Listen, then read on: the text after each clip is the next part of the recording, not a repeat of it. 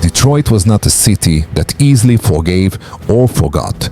Once thriving with the pulse of assembly lines and Motown dreams, its spirit now rested behind graffitied walls and vacant lots. But to Kelvin J. Maxwell, it was home, the birthplace of his mother, the source of his secrets. At 33, Kelvin was the CEO of Maxwell Tech Industries, a multinational conglomerate with a reach across AI, cybersecurity, and renewable energy. Forbes labeled him the Black Elon Musk, and yet few truly knew the man behind the billion-dollar grin. His mother had passed when he was 17, leaving behind only one request: don't forget where you came from. For 16 years, he had stayed away, until now. In a modest two-bedroom rented flat on the east side, Kelvin transformed. Gone were the Armani suites and chauffeurs. Now he was just KJ, a recently released ex-con trying to start over. He wore faded jeans, a worn hoodie, and boots that had seen better days. He had forged a fake identity using his own cybersecurity team.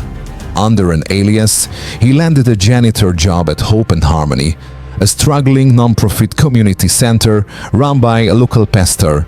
But that wasn't the only reason he returned. 6 months earlier, a whistleblower from Detroit had contacted him anonymously, revealing that someone in his own company had been funneling tech into the hands of a gang operating out of the city, the Black Vultures. Kelvin needed answers, and he needed someone he could trust. But first, he had to get close enough to see the rot himself. Amara Daniels was everything KJ wasn't expecting. She ran most of the daily operations at Hope and Harmony. With chestnut brown skin, natural curls tucked into a head wrap, and the poise of a queen, she was respected and feared in equal measure. Amara had grown up in the foster system, clawed her way through college on scholarships, and now poured her energy into keeping kids out of gangs and women off the streets. Her voice could calm storms, and her eyes could cut through lies. From the moment she met KJ, she was suspicious. You say you want to help, fine, but you step out of line, I'll have you mopping floors in prison faster than you can say parole. KJ chuckled. I like a woman who speaks her mind. Amara didn't smile. And I like a man who minds his business. As the weeks passed, KJ became a quiet but present figure in the center. He helped repaint the gym, ran errands, even tutored the kids in math under the guise of an old GED tutor. Slowly, the staff warmed to him. Even Amara began to lower her guard. They'd talk late after community dinners about dreams deferred and Detroit's broken promises. She showed him the bullet holes on the basketball court fence from a recent shootout. He listened more than he spoke. What he didn't tell her was that his own tech, Maxwell Tech's facial recognition software, had been hacked and used to track rival gang members, leading to several murders. The more he learned, the clearer it became. Someone close to him was orchestrating it. It happened on a rainy Thursday. The center was closed, but KJ stayed late to fix a flickering light in the back hallway. That's when he heard it, a whisper through the cracked office door. Amara was on the phone. No, I told you I'm not doing it anymore. I helped you once, and it nearly cost me my life. A pause. Kelvin Maxwell? Don't mention his name again. I don't care who he is. KJ stepped away, heart pounding. Amara knew his real identity. Before he could think, gunshots rang out. The front windows shattered. A black SUV peeled off into the night. Someone had opened fire on the center. Amara ran into the hallway. KJ. I'm fine, he said, crouched low. Kids? No one else was here, just us. He stood. They weren't aiming to scare us. No, she whispered. They were sending a message. The next day, Amara didn't come to the center. KJ called her 3 times. Nothing. He tracked her to an old apartment complex on the west side.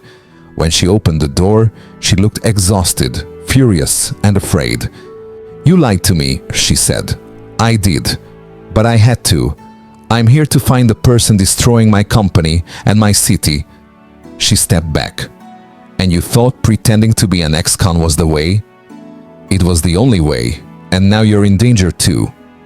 Amara crossed her arms. You want the truth? Fine. I used to run with them, the Black Vultures. I was their accountant, not because I wanted to, but because I owed them. They saved me from the streets, but I paid that debt. I got out. I've been clean for 6 years. KJ's face was unreadable. Then help me bring them down. I don't know if I can, she whispered. Over the next few days, KJ and Amara became partners. She gave him names, routes, drop points. He fed the info to a trusted investigator back in DC. Quiet arrests were made. Warehouses were raided. The network was shrinking, but the biggest fish remained. Marcus Reaper Bell, Amara's former foster brother and the current leader of the Black Vultures. Amara knew facing him would mean choosing between her past and her future. He protected me, she said one night. When foster parents were monsters, Marcus shielded me. But he's not the same man anymore. KJ placed a hand on her shoulder. And you're not the same girl. KJ invited Marcus to a fake arms deal, posing as a rogue arms dealer from Mexico. The meeting place, an abandoned train depot downtown. Amara insisted on going with him. He'll trust me, she said. The meeting was a trap. As Marcus arrived with 2 bodyguards, KJ stepped out. Time to end this, Reaper. Marcus laughed. So this is the little janitor? I should have known. You had too much clean energy for a street rat. Guns were drawn, birds flew, but it was Amara who stepped forward. Marcus, please, let it go. You've done enough. Marcus hesitated. You betrayed me. You betrayed everything we stood for. A tense silence, then a gunshot. Marcus collapsed. One of his own men had turned. I'm done killing for you, the bodyguard said. I've seen enough blood. Sirens wailed in the distance. The trap had worked. In the days that followed, headlines erupted. Detroit gang leader arrested. CEO revealed as undercover janitor. Maxwell tech's stock dipped, then soared. Amara received anonymous death threats. KJ assigned her a private security detail, but what truly protected her was the truth. One evening, as they stood on the rooftop of the newly renovated Hope and Harmony Center, KJ took her hand. You saved lives, Amara. So did you. I don't want to pretend anymore. He reached into his pocket and pulled out a small velvet box.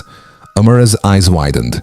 Kelvin, I know it's fast, but I've lived lifetimes in these months. Say yes, and I'll spend the rest of mine proving you made the right choice. Tears slipped down her cheeks. Yes. A year later, Hope and Harmony expanded to 3 more cities. Amara became its national director. KJ returned to Maxwell Tech, this time with Amara as both partner and wife. Their story, once built on lies, had birthed truth, love, and justice. In the city that had once nearly swallowed them whole, they now stood as proof. Redemption is real. And love, when true, doesn't care about titles. It only cares about the heart behind the name.